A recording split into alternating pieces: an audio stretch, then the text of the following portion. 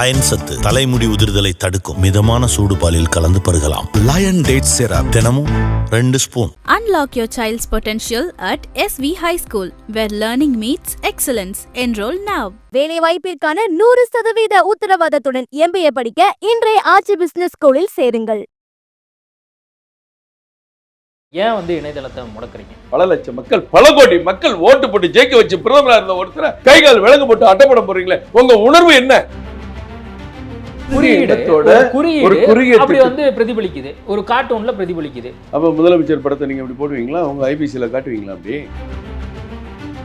பொய் செய்தி இந்த மாதிரி தொடர்ந்து விகடன் நிறுவனம் இப்படி பண்ணுது, இது தப்பா மக்களுக்கு போய் சேரும் அப்படின்னு கூட அவரு சொல்லல.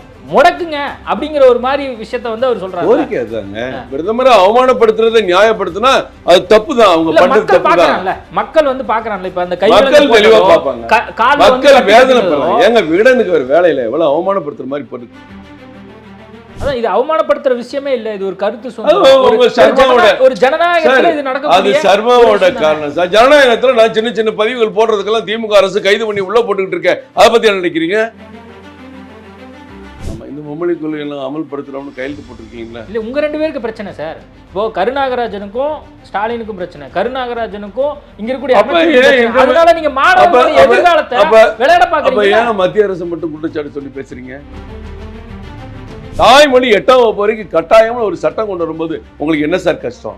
இன்னைக்கு அங்க பீகார் முதற்கொண்டு பல இடங்கள்ல பொறியியல் கல்லூரியில மொத்தமும் தாய்மொழியில இருக்கு. நீங்க தமிழ்நாட்டுல கொண்டாங்கன்னு அமித்ஷா கேட்கிறாங்க, நீங்க அதை கொண்டு வந்தா உங்களுக்கு என்ன சார் கஷ்டம்? என்ன நீங்க தேசிய கல்விக் கொள்கை இந்தின்னு இல்லாத ஒரு வார்த்தையை நீங்க சொல்லி பைய ஏமாத்திட்டு இருக்கீங்க. தமிழக மக்களை அப்படின்னு சொல்லி நீங்க பிளாக்மெயில் பண்ற மாதிரி இருக்குது. தமிழக மக்களை ஏமாற்றிக் கொண்டே இருக்கிறீர்கள். விஜயை கண்காணிக்கிறதுக்காக நீங்க வைப்பிரிவு பாதுகாப்பு கொடுத்துருக்கீங்களா? இதெல்லாம் என்ன கேள்வி? அப்ப வேணாம்னு சொல்லிட்டாரு.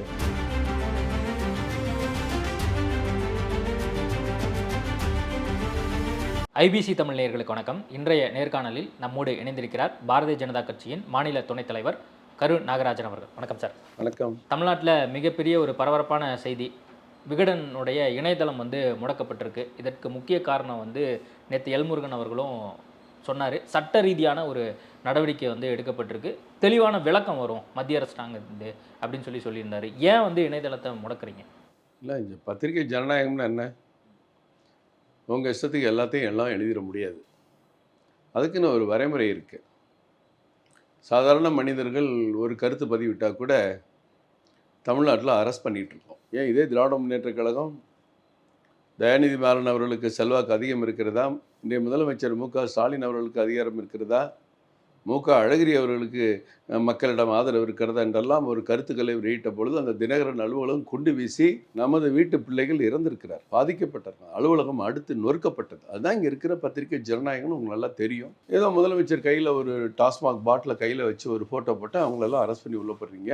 ஏதாவது சின்ன கருத்துக்கள் கூட எதிராக போட்டால் உடனே அரெஸ்ட் பண்ணுறீங்க. நேற்றைக்கு கூட ஒரு தம்பி கண்ணன் அவர்கள் வடசென்னை பொதுக்கூட்டத்தில் பேசுகிறாருன்னு சொல்லி அரெஸ்ட் பண்ணியிருக்கீங்க. அப்போ இதெல்லாம் கருத்து சுதந்திரத்துக்கு எதிரானது இல்லையா?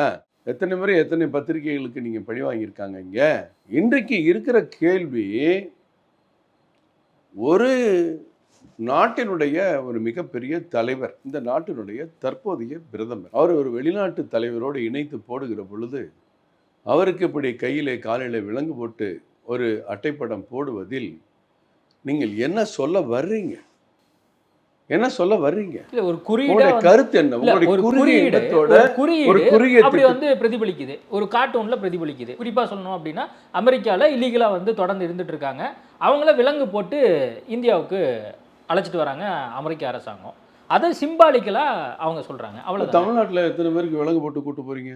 கோர்ட்டுக்கும் நீதிமன்றத்துக்கு, சிறைச்சாலைக்கு போகும்போது, மருத்துவமனைக்கு போகும்போது, வீட்டில் இருந்து அரெஸ்ட் பண்ணிட்டு வரும்போது கை விலங்கு போட்டு கூட்டு போகிறீங்களா பின்னாடி?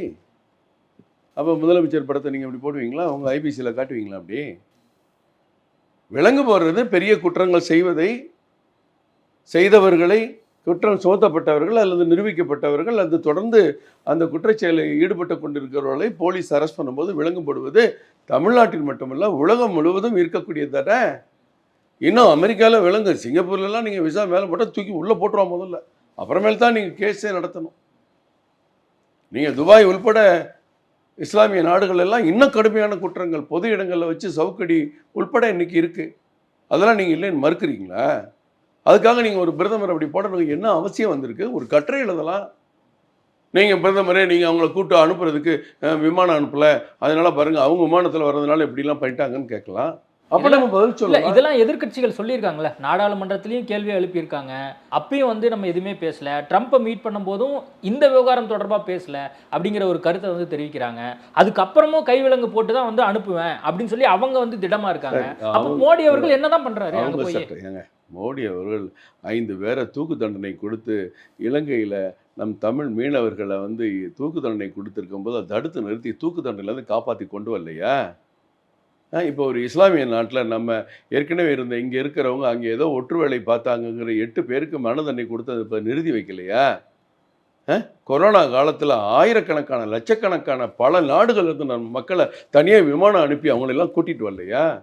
ரஷ்யா உக்ரைன் போரில் ஒரு நபருக்கு கூட ஒரு மாணவனுக்கு கூட ஆபத்து இல்லாமல் ஏறத்தாழ 18,000 மாணவர்களை இந்தியாவுக்கு அழைச்சிட்டு வரலையா?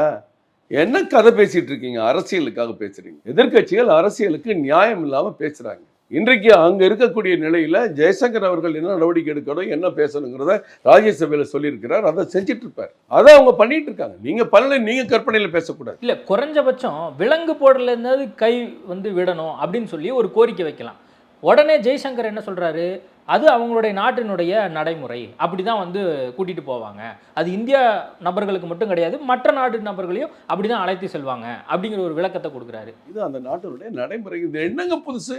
ஏங்க நீங்கள் சென்னையில் விலங்கு, நீங்கள் நேராக கோர்ட்டில் போய் நில்லுங்க கொஞ்ச நேரம். எத்தனை பேரை விலங்கப்பட்டு கூட்டு வரான்னு பாருங்க. அதை பற்றி பேசாமல் நீங்கள் என்னமோ அமெரிக்கா பற்றி பேசிகிட்டு இருக்கீங்க.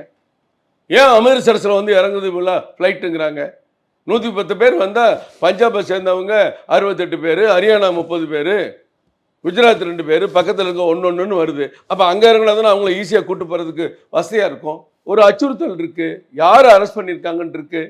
அதில் பாருங்கள், நேற்று 2 பேரை உடனே இறங்கணும்னா இங்கே இருக்கிற போலீஸ் அரெஸ்ட் பண்ணி கொண்டு போய் என்னன்னு கேட்டால் 2023 2 படுகொலை சம்மந்தப்பட்டவங்க படுகொலையை செஞ்சுட்டு அமெரிக்காவில் போய் ஒழிஞ்சிட்டாங்க. அவங்கள அரெஸ்ட் பண்ணி கொண்டு வந்திருக்காங்க.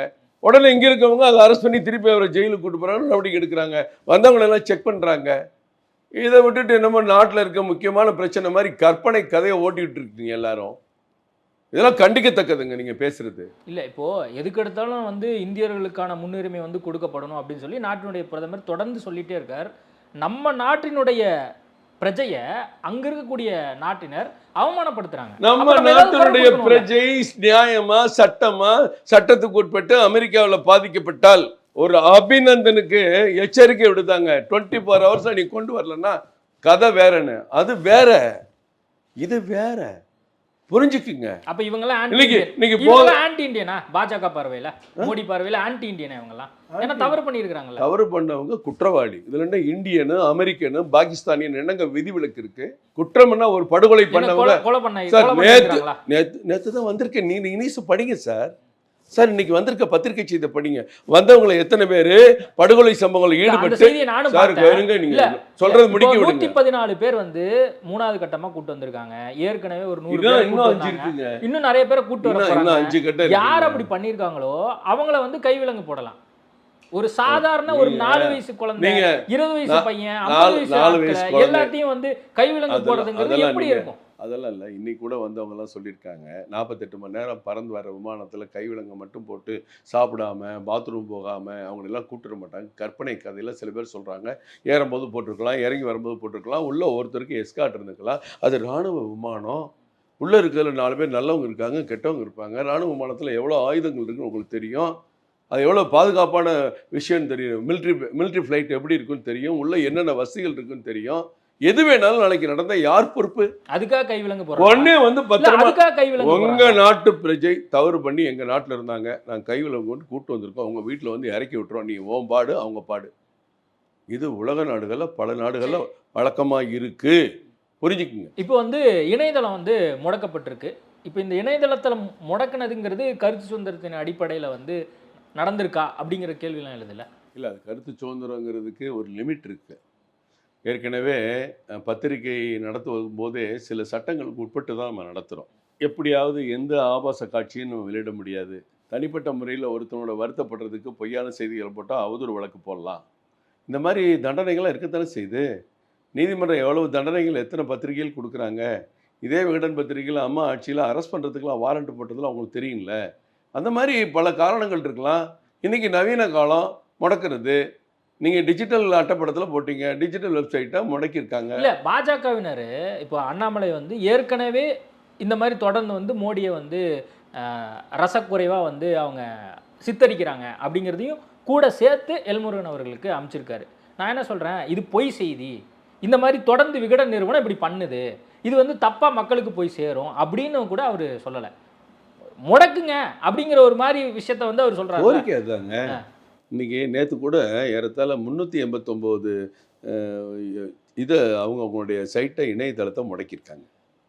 ஒவ்வொன்றும் ஒவ்வொரு காரணம். பொய் செய்தி போட்டாங்க சார், ஒவ்வொன்றும் ஒரு காரணத்துக்காக. நீங்க ஒரு பிரதமரை அவமானப்படுத்துறதை நியாயப்படுத்தினா அது தப்பு தான். அவங்க பண்றது தப்பு தான்.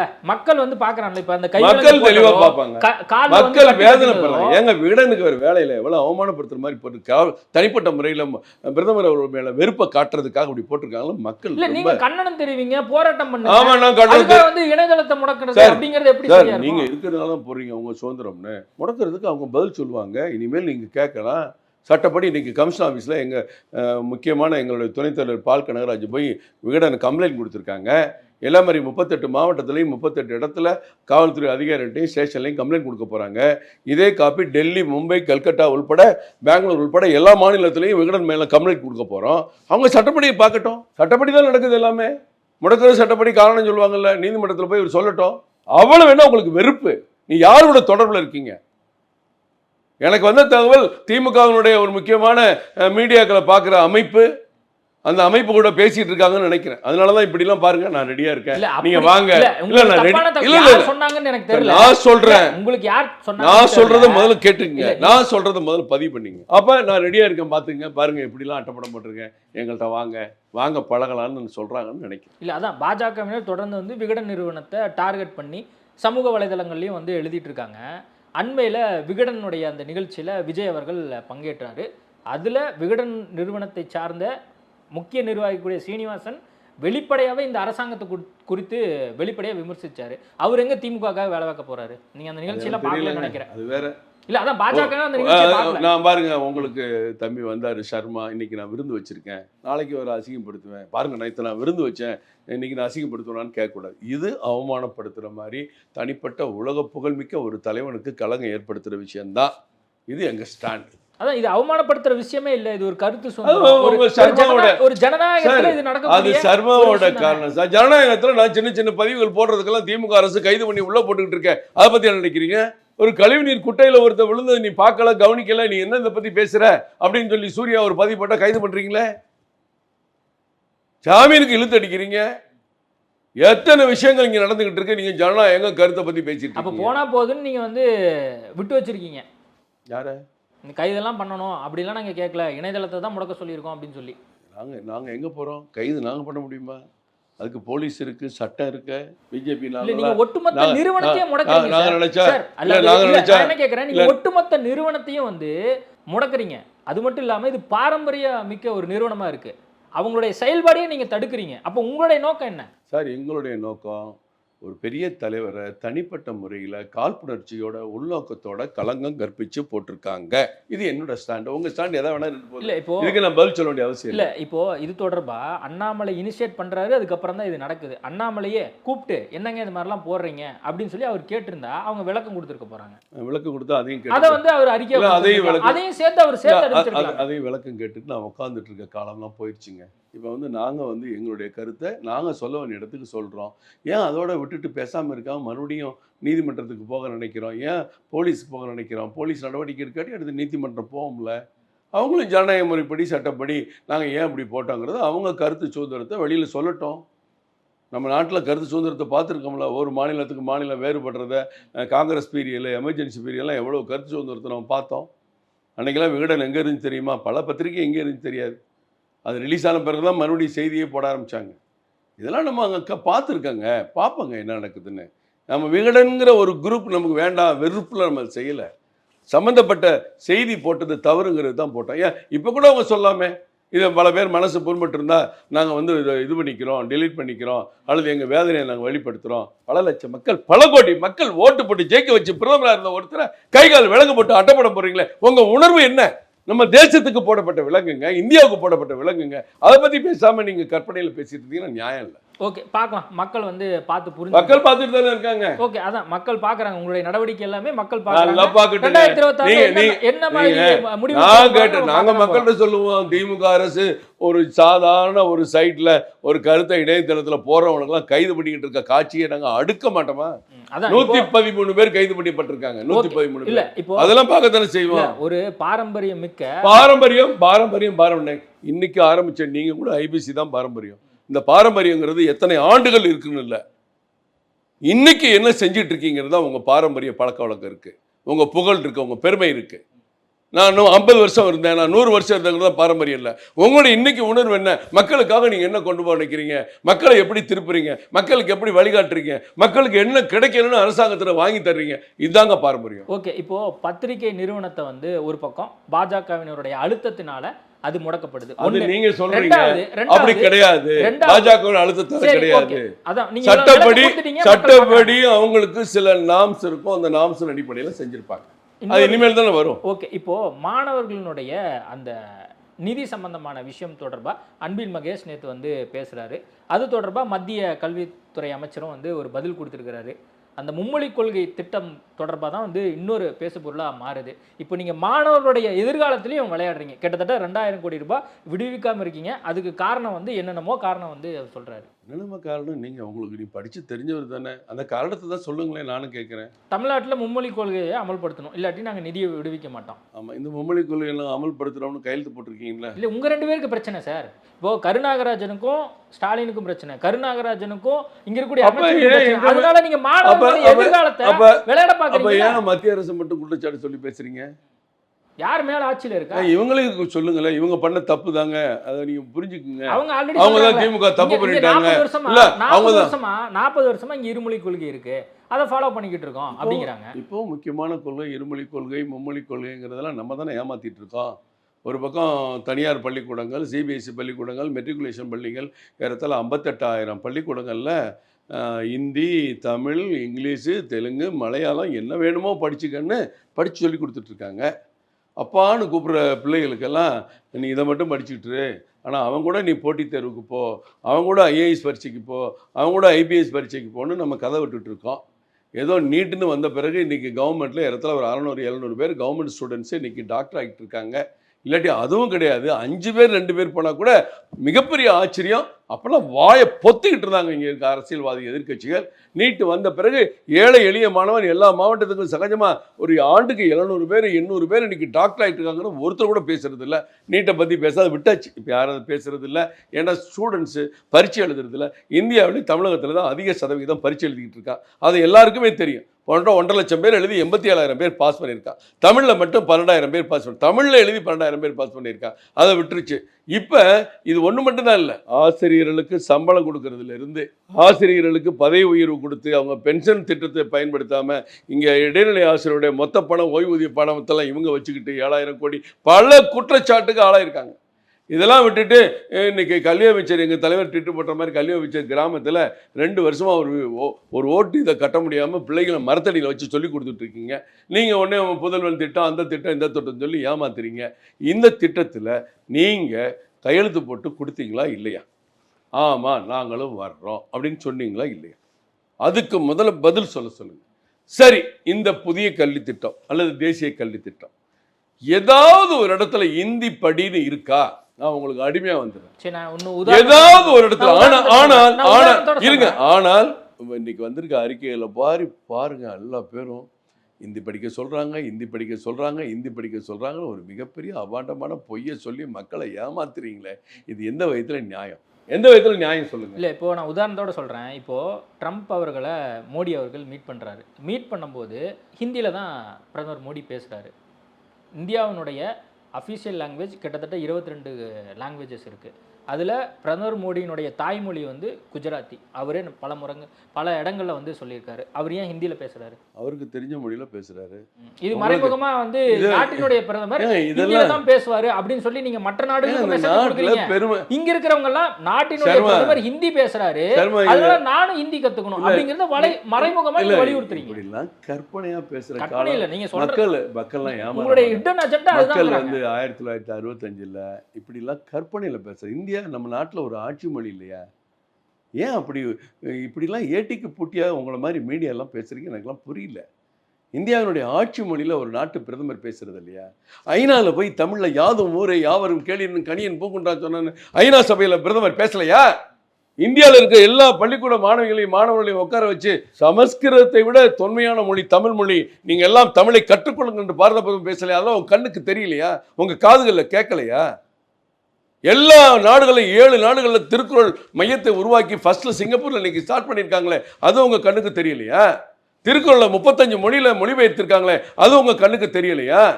தமிழ்நாட்டின் பெருமை என்ற ஒரு அடையாளத்தை செங்கோலை கொண்டு பாராளுமன்றத்தில் வச்சிருக்காரு, அது உங்க கண்ணுக்கு தெரியலையா?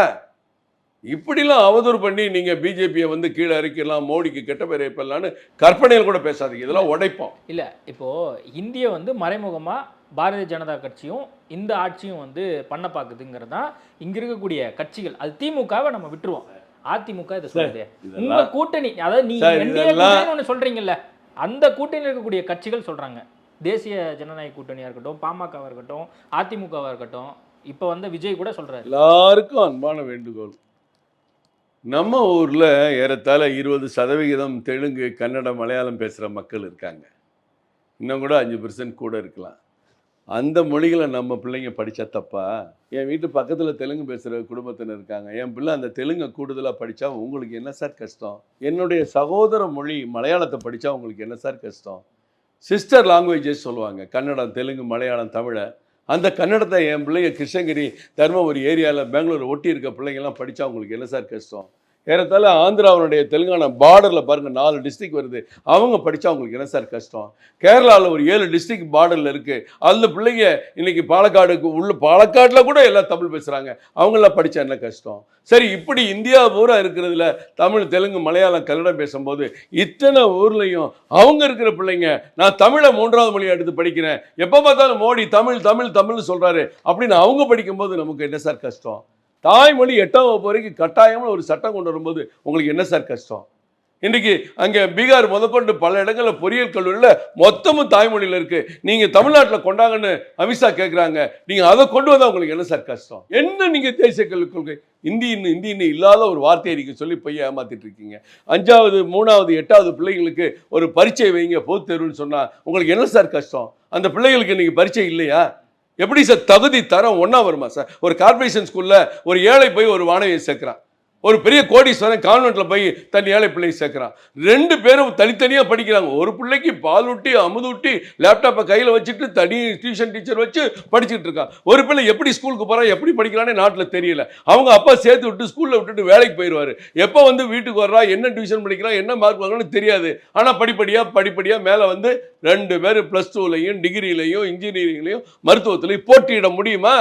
அப்போ அடிப்படை 3ஆம் வயசு, 5வது, 8வது வயசு நிறைய பழகி அந்த பயிற்சி செய்கிற விஷயங்கள் மண்டையில் ஏறக்கூடிய அந்த நேரத்தில், அந்த குழந்தை பருவத்தில் அவங்களுக்கு ஒரு தேர்வு வை. பாஸ் கூட போடாத, ஃபெயில் இருந்தாலும் கூட பாஸ் பண்ணி வைக்கலாம். ஆனால் ஒரு பொது தேர்வுங்கிற ஒரு பழக்க வழக்கத்துக்கு கொண்டு வா. ஏன் பள்ளிக்கூடம் வீக்காக இருக்கா? கான்வென்ட்டில் 100%, 80%, 90% வாங்குறான்.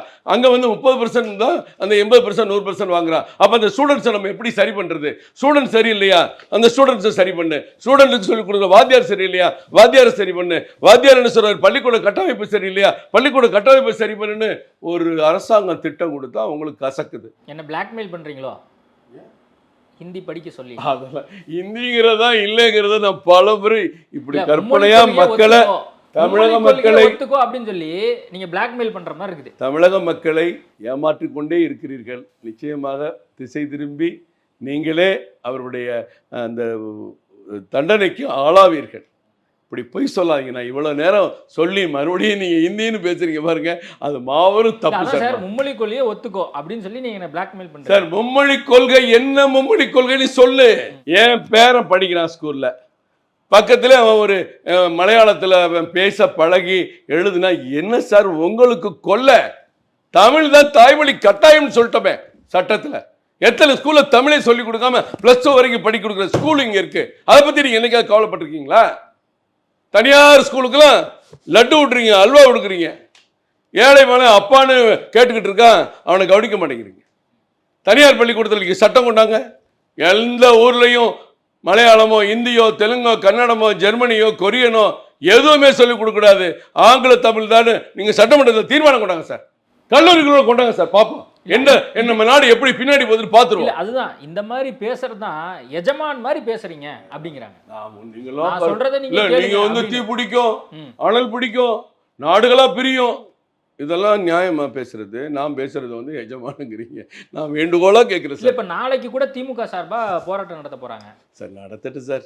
ஆளுங்கட்சி எல்லா எம்எல்ஏயும் கூப்பிட்டப்பா ஒரு இடத்துக்கு 1000 பேரை கூட்டுவா, கவுன்சிலர் 100 பேரை கூட்டுவா, எம்பி அதை கவனிச்சிக்க, எல்லா மந்திரிகளும் ஆளுக்கு ஒரு மாவட்டத்துக்கு ஃபண்டை கொடுங்கப்பா, ஆளுக்கெல்லாம் கூட்டு வந்துடுவாங்க. வண்டி இருக்குது, ஆள் இருக்குது, சாப்பாடு இருக்குது, பிரியாணி இருக்குது, எல்லாத்தையும் கூட்டு வந்து நிற்க வச்சு போராட்டம் பண்ணுறது இன்னும் பெரிய கஷ்டம். எல்லா இடத்துலையும் நடத்தலாம். போலீஸும் நாங்கள்லாம் ஆர்ப்பாட்டம் பண்ணால் கம்யூனிஸ்ட் கேட்ட மாதிரி தான் எமர்ஜென்சி கிளம்பி எங்களுக்குலாம் ஆர்ப்பாட்டத்துக்கு அனுமதியே கிடைக்காது. கோர்ட்டுக்கிட்டு போய் அனுமதி வாங்கி நடத்தலாம். அப்படியே நடத்த வந்தாலும் நான் அரெஸ்ட் பண்ணுவேன், அப்படியே வந்தாலும் உள்ளே யாரையும் விட மாட்டேன். அதெல்லாம் சுற்றி வேலி போட்டு 500 போலீஸை கூட வந்து நிப்பாட்டுவேன். ஞானசேரனை தேட மாட்டேன், ஆனால் இந்த 500 போலீஸை வந்து நிப்பாட்டுவேன். இப்படிலாம் பண்ணிகிட்டு இருப்பேன். ஆனால் திமுக இன்னைக்கு அனுமதி கேட்டால் நாளைக்கே போராட்டம் பண்ணிக்கங்க அப்படின்னு சொல்லுவீங்க. இதானங்க தமிழ்நாட்டில் இருக்க வழக்கம். சட்டத்தை நிலைநாட்டுவதில் கூட ஒரு காழ்ப்புணர்ச்சி, ஒரு புறக்கணிப்பு, எதிர்கட்சிகளுக்கு வாய்ப்பே கொடுக்காத ஆளுங்கட்சி, காவல்துறை அவங்க நடத்திட்டோம். பார்ப்போம். இந்த விவகாரம் தொடர்பாக நான் இறுதியாக கேட்க விரும்புறது என்னன்னா, இப்போ 2150 கோடி ரூபாய் ரிலீஸ் பண்ணணும், பண்ணாட்டி ரொம்ப ஒரு சிக்கலுக்கு பாஜக உள்ளாகும். வரக்கூடிய நாட்கள்லையும் சரி, வரக்கூடிய மாதங்களையும் சரி, 2026 வரைக்கும் இதை பற்றி பேசுவதற்கான திட்டத்தை வந்து திமுக மற்றும் திமுக கூட்டணி கட்சிகள் வச்சிருக்காங்க. எப்படி ஒவ்வொரு செக்ஷன்லையும் போன வருஷம் எப்படி வாங்கினீங்க? ஒவ்வொரு செக்ஷன் PM3 ஸ்கூலில் இப்போ உள்கட்டமைப்பை டெவலப் பண்ணுறதுக்கு இந்த தொகை, கட்டடங்களுக்காக இந்த தொகை, புதிய பாடத்திட்டங்களை தொடங்குவதற்காக இந்த தொகை, இதை வந்து கம்ப்யூட்டரைஸ் பண்ணுறதுக்காக ஸ்மார்ட் கிளாஸ் ஆரம்பிக்கிறதுக்கு இந்த தொகைன்னு பிரித்து தான் கொடுத்துட்ருக்காங்க. மொத்தம் நம்ம 20,000 கோடி 30,000 கோடி ஒதுக்குற கல்வித்துறையில் இந்த 2,000 கோடினால மொத்தம் மாணவர்கள் கெடுதுன்னு சொல்றீங்களா? அதே மிகப்பெரிய 40 லட்சம் மாணவர்கள் வந்து எதிர்காலம் பாதிக்கப்படுது. அதே 32,000 ஆசிரியர்களுக்கான நிறைய சொல்லிட்டீங்க. சம்பளம் இப்போ முக்கால்வாசி ஆதியம் கால்வாசி ஆதியம் மத்திய அரசு சம்பளம் நேரடியாக வந்துட்டு இருக்கு, இவங்க கையில கொடுக்குறது. PM3 மட்டும் இல்லைங்க, நீங்க கௌரவ ஆசிரியர்கள், கௌரவ பேராசிரியர்கள், சிறப்பாசிரியர்கள், மக்கள், இது எல்லாமே மத்திய அரசு சம்பளம் வாங்கிட்டு இருக்காங்க. அதை கூட முழுசா கொடுக்கறது இல்லை. கணினி ஆசிரியர்கள் சம்பளம் கொடுத்துட்டு இருக்காங்க. அது அப்படி திட்டமே இல்லைன்னு கையில காசை வச்சுட்டு வேற செலவழிச்சிட்டு இருக்காங்க. அவங்களுக்குலாம் அந்த சுற்றறிக்கையெல்லாம் அனுப்புறேன், அவங்க போராட்டங்களை நான் உங்களுக்கு அனுப்புறேன். இதெல்லாம் வேற விஷயம். இன்றைக்கு ஒவ்வொரு திட்டத்துக்கான திட்டம் தான். மொத்த கல்வி செலவு இவ்வளோதானே? அவன் 2000 கோடி தான் தமிழ்நாட்டு ஆசிரியர்கள் சம்பளம், மாணவர்களுக்கு செலவு, பள்ளிக்கூட செலவு, சத்துணவு செலவு, எல்லாமே அந்த 2000 கோடி நீங்கள் நினச்சிட்டு இருக்கீங்களா? 50,000 கோடி 60,000 கோடி தேவைப்படக்கூடிய விஷயத்தில் இதை மட்டும் ஒரு சாக்கா சொல்லி மத்திய அரசு ஒரு குற்றவாளி ஆக்கி நீங்கள் மக்கள்கிட்ட வந்து மக்களை முட்டாளாக்குற செயலை நீங்கள் பண்ணிகிட்டு இருக்கீங்க. எல்லாத்துக்கும் நாங்கள் விளக்கம் சொல்லத்தான் போகிறோம், நீங்கள் பார்க்க தான் போகிறீங்க. ஓகே, நான் இறுதியாக கேட்க விரும்புறது, இப்போது விஜய் அவர்களுக்கு ஒய் பிரிவு பாதுகாப்பு கொடுக்கப்பட்டிருக்கு. பாஜக இழுக்க பார்க்குதாமே விஜய? ஏன் வேற கயிறு கட்டியாக இழுக்க பார்க்குறோம்? ஏங்க அப்படிலாம் ஒரு ஒய் பிரிவு பாதுகாத்தோடனே ஒருத்தர் வந்துடுவாங்க போயிடுவாங்க. எல்லாம் பல எதிர்க்கட்சி தலைவர்களுக்கு, அகிலேஷ் யாதவ் உள்பட பல தலைவர்களுக்கு அந்த பிரிவு கொடுக்கப்பட்டிருக்கு. எதிர்க்கட்சி தலைவர் எத்தனை பேருக்கு கொடுக்கப்பட்டிருக்கு? அவங்க வந்து இன்றைக்கி அதை ஏற்றுக்கிட்டாங்க இல்லையா? அவர் எனக்கு வேண்டான்னு ஒன்று சொல்லலையே. அவருடைய பாதுகாப்புக்கு மக்கள் கூடுறது ஒரு செலிபிரிட்டியாக இருக்குது. இதுதான் சின்ன விஷயம். வைப்பிரிவு கொடுக்கறதுனால ஒரு கூட்டணி அமைக்கலாம்னா அது என்ன கற்பனை? எக்ஸ்ட்ராவாக கொஞ்சம் கவனிக்கிற மாதிரி தெரியுது. எக்ஸ்ட்ராலாங்க அவங்க அந்த செலவெல்லாம் அவங்க தானே ஏற்றுக்க போகிறோம்னு நினைக்கிறேன். அதான் சொல்கிறேன், இப்போது 12 லட்ச ரூபா செலவாகுதான், அதை மத்திய அரசாங்கம் தான் ஏற்றுக்க போகுது. அதெல்லாம் இன்னும் எனக்கு தெளிவான இது வரல, பதில் வரல. உங்களுக்கு வந்திருக்கா? இல்லை, அதுதான் சொல்கிறாங்க. இல்லை வந்திருக்கா? ஏதாவது முன்னாள் IPS அதிகாரி ரவி அவர்கள் பேட்டி கொடுக்குற செய்தி வந்திருக்கா? என்னென்ன இதில் தனியார் ஏற்றுக்கலாம், அரசாங்கம் ஏற்றுக்கலாம். தனியார் ஏற்றுக்கிறதுனா அவர் தான் ஏற்றுக்கலாம். அம்பானி மாதிரியான ஆட்கள் அவங்களே ஏற்றுப்பாங்க சார். சார் ஒரு அம்பானியோட பணக்காரு சார். ஒரு படத்துக்கு 150 கோடி 160 கோடி சம்பளம் வாங்குறதா வெளியில் எழுதுறாங்க பத்திரிகைகள். அவர் பெரிய பணக்காரர் இல்லையா? அவர் கூட அம்பானி கூட சரி, okay, நீங்க தனி நபரை தொழில தான் சம்பாதிப்பாரு, ஒரு நபரை சம்பாதிக்கிறாரு. இல்ல, இப்போ- அவர் வந்து ஈஸியா நினைக்காதீங்க. இல்லை இப்போ விஜயை நீங்கள் இழுக்க பார்க்கல விட்டுருவோம். விஜயை கண்காணிக்கிறதுக்காக நீங்கள் ஒய்பிரிவு பாதுகாப்பு கொடுத்துருக்கீங்களா? இதெல்லாம் என்ன கேள்வி? அப்ப வேணாம்னு சொல்லிட்டோம் அவரு. எனக்கு யார் யாரை பார்க்குறாரு, யார் யாரை மீட் பண்ணுறாரு, இதுதான் அதுக்காக வாது. இதுதான் வேண்டாம். அதெல்லாம் தமிழ்நாடு அரசு இருக்கு, இங்க இருக்கிற ஆட்கள் இருக்காங்க, பார்த்துக்கோங்க. ஐபியில் சரி இப்படிப்பட்ட ஒரு ஒரு ஒரு புதிய தலைவர் வந்திருக்கிறாரு, ஒரு செலிபிரிட்டி, மக்கள் கூடுற இடங்களுக்கு போறாரு வர்றாருன்னு ஒரு முடிவு பண்ணியிருக்கலாம். அவர் வேண்டாம்னா எனக்கு வலுக்கட்டாயம் பண்ணுவாங்களா? இப்படிலாம் ஏட்டி பூட்டி கேள்வி கேட்டால் நீங்கள் விஜய்கிட்ட கேளுங்க. ஐயோ பார்த்துக்குங்க, உங்களை வந்து சுற்றி வளைச்சிருவாங்க, ஒரு பெரிய வலை வீசிடுவாங்க, உங்களுக்கு என்ன இல்ல நடக்குதுன்னு உங்ககிட்ட அந்த இல்ல, மாதிரி திட்டம் இருக்கா? இல்லைங்க, நான் தெரிஞ்சுக்கிறேன். என்ன நடக்குன்னு அதுக்கப்புறம் விஜய்கிட்ட என்ன கேட்போம். நடக்குன்னு கண்டுபிடிச்சிருவாங்க. வேண்டாம்னு சொல்லுங்க தலைவரேன்னு ஒரு லெட்டர் போடுங்க சார். அதான் அந்த பேட்டி மூலமா ஐபிசி சார்பா அவர் கோரிக்கை வைங்க. நம்ம என்ன வலுக்கட்டாயம் பண்ணுவாங்க? ஒரு தலைவர் மேல நல்ல ஒரு மதிப்பு offer வச்சு கொடுத்திருக்கீங்க. அந்த ஆஃபரை அக்செப்ட் பண்றாருன்னு பார்ப்போம் மறைமுகமா. ஆஃபர்னு சொல்லி விஜய் கொச்சைப்படுத்தாதீங்க. அப்ப நிறைய இருக்கு. இல்ல விஜய் இதெல்லாம் தாண்டி இல்ல, வேற ஒரு எதுவும் தலைவருடைய பாதுகாப்புக்காக அவர் செய்யற விஷயத்த உள்நோக்கத்தை கற்பிச்சு அதை கொச்சைப்படுத்தாய் தப்பு. சரி, ஓகே, நேர்காணல் கொடுத்ததுக்கு மிக்க நன்றி. நன்றி, வணக்கம். அயன் சத்து தலைமுடி உதிர்தலை தடுக்கும் மிதமான சூடு பாலில் கலந்து பருகலாம். லயன் டேட் சிரப் தினமும் 2 spoon. Unlock your child's potential at SV High School, where learning meets excellence. Enroll now. வேலை வாய்ப்பிற்கான 100% உத்தரவாதத்துடன் MBA படிக்க இன்றைய ஆச்சி பிசினஸ் ஸ்கூலில் சேருங்கள்.